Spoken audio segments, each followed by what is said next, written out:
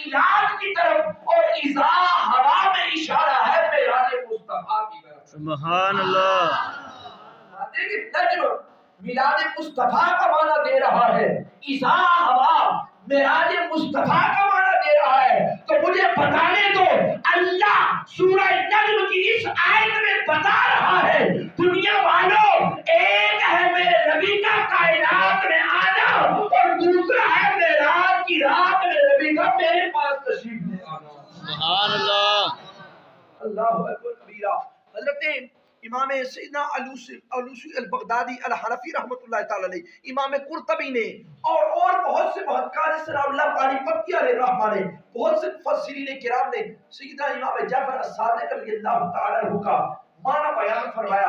آپ فرماتے ہیں کہ اللہ رب العالمین نے جو سورہ نجم میں نجم فرمایا نا، امام جعفر الصادق آپ کا قول یہ ہے کہ اس نجم سے مراد ذات مصطفیٰ ہے. سبحان اللہ. نجم سے مراد ذات مصطفیٰ ہے، نجم سے مراد ذات مصطفیٰ ہے.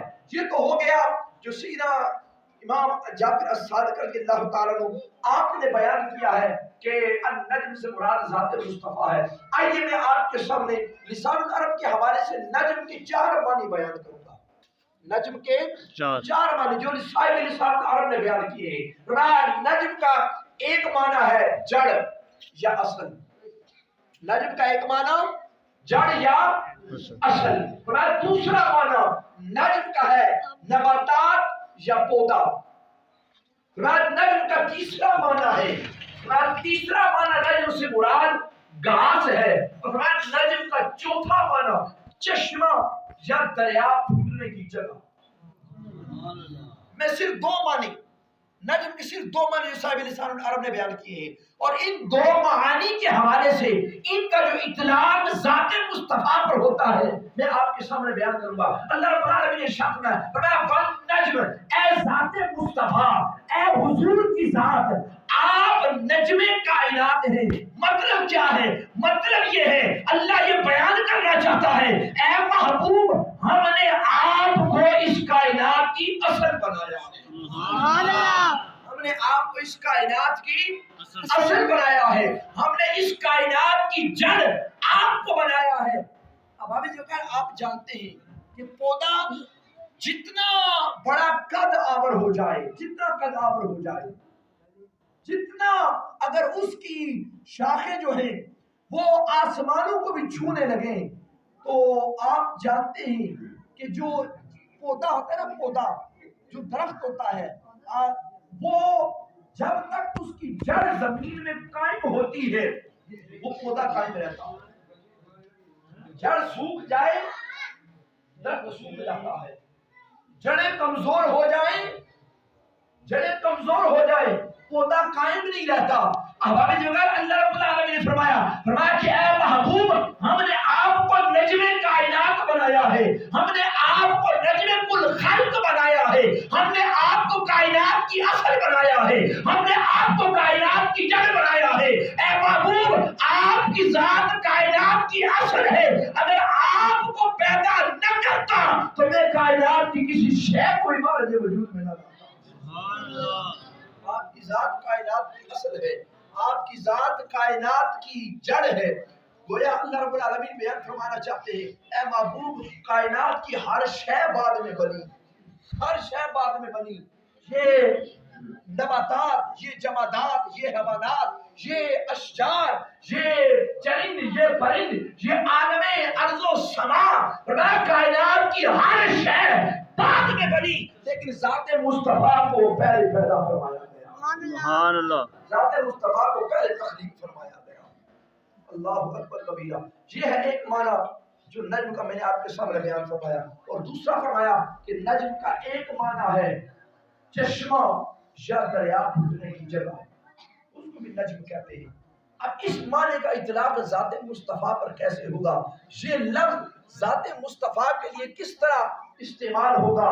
تو یاد رکھیں کہ چشمہ یا جو دریا ہوتا ہے وہ جہاں سے نکلتا ہے اس کو نجم کہتے ہیں. گویا کہ اللہ رب العالمین یہ بیان فرمانا چاہتے ہیں کہ اے محبوب ہم نے آپ کو اس کائنات کی شرابی کا ذریعہ بنایا ہے. کائنات کو جو کچھ ملا ہے ذات مصطفیٰ کا صدقہ ملا ہے. سبحان اللہ. اگر آپ نہ ہوتے تو کسی کو کچھ بھی نہ ملتا. انبیاء کو نبوت ملی ذات مصطفیٰ کا صدقہ ہے. اللہ اکبر. اب آئیے ایک اور بات آپ کے گوش گزار کر کے انشاءاللہ اپنے گفتگو اختتام کی طرف لے کر چاہوں گا. اللہ رب العالمین نے بعض لوگ سوال کرتے ہیں نا کہ بھائی میلاد کا ثبوت قرآن میں موجود ہے یا نہیں ہے. تو آئیے میں آپ کے سامنے سورہ مریم کی آیت کے حوالے سے بیان کروں گا کہ اللہ رب العالمین نے حضرت یحییٰ علیہ السلام کا میلاد قرآن میں بیان فرمایا. سبحان اللہ. یحییٰ علیہ السلام کا میلاد اللہ رب العالمین نے ارشاد فرماتے ہیں وسلام علیہ یوم ولد کہ اے یحییٰ سلام ہو اس دن پر جس دن تیرا میلاد ہوا. سبحان. وسلام علیہ یوم ولد جس دن نبی کا میلاد ہو اس دن اللہ اس دن پر سلام پیش کر دنیا والوں کو بتا رہا ہے دنیا والوں جس دن نبی کا میلاد ہوتا ہے میرے رب کی سنت ہے کہ اس دن پر سلام بھیجا. سبحان اللہ. تو یاد رکھیں نبی کی زندگی میں 3 دن بڑے عام ہوتے ہیں. 3 دن نبی کی زندگی میں بڑے عام ہوتے ہیں. ایک اس کے میلاد کا دن اور یاد رکھیں نبی کا میلاد نبی کے لیے نہیں امتی کے لیے ہوا کرتا ہے. نبی کا میلاد نبی کے لیے نہیں امتی کے لیے ہوا کرتا ہے. کیا مطلب ہے کیا معنی ہے اس کا؟ بھائی نبی جب عالم ارواح اس کائنات میں تشریف لانے سے پہلے نا اس کائنات میں نبی کی آمد سے پہلے تشریف لانے سے پہلے جو نبی کی روح مبارک ہوتی ہے نا وہ عالم ارواح میں اللہ رب العالمین کی انوار و تجلیات تجلیات میں ہوتی ہے. ارے وہاں سے اللہ رب العالمین کی انوار و تجلیات کو چھوڑ کر اس کی رحمت بے کرام کو چھوڑ کر اس کائنات ارضی میں تشریف لانا نبی اس کائنات ارضی میں اللہ رب العالمین کی انوار و تجلیات کے عالم ارواح کو وہاں سے چھوڑ کر اس کائنات میں نبی کی آمد ہوتی ہے. اور اللہ رب العالمین کے انوار و تجلیات کو چھوڑنا کوئی عام بات نہیں ہوتی. نبی اس کائنات میں آتا ہے اللہ رب العالمین کے انوار و تجلیات کو چھوڑ کر آتا ہے. کس لیے آتا ہے؟ اللہ رب العالمین نبی کو اس کائنات میں بھیجتا ہے بھٹکی ہوئی امت کو راہ راست پر لانے کے لیے بھیجتا ہے. بھٹکی ہوئی امت کو راہ راست پر لانے کے لیے بھیجتا ہے. تو اباب الجوکار نبی کا میلاد نبی کے لیے نہیں ہوتا امتی کے لیے ہوتا ہے. تو جب نبی کا میلاد امتی کے لیے ہوا تو پھر نبی کیوں نہ اپنے نبی کی آمد پر خوشی کا اظہار کرے کیوں نہ نبی کی آمد پر وہ جشن کا اظہار کرے کیونکہ نبی اس کائنات میں آیا تشریف لایا تو امتی کو رب کی معرفت نصیب ہوئی. سبحان اللہ. ایک ہوتا ہے نبی کا میلاد جو زندگی میں نبی کے لیے عام ہوتا ہے اور دوسرا نبی کا وصال مبارک.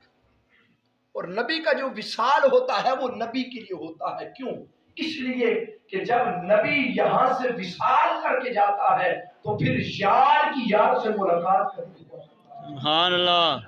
یار سے یار کی ملاقات کا دن ہوتا ہے. اس لیے وہ دن بھی نبی کے لیے بڑا عام ہوتا ہے. تو اللہ رب العالمین ارشاد فرماتے ہیں وسلام علیہ یوم ولد فرمایا جس دن نبی کا میلاد ہو اس دن پر بھی اللہ سلام بھیجتا ہے. وسلام علیہ یوم ولد ویوم یموت اور جس دن نبی کا وصال ہوتا ہے اللہ اس دن پر بھی سلام بھیجتا ہے.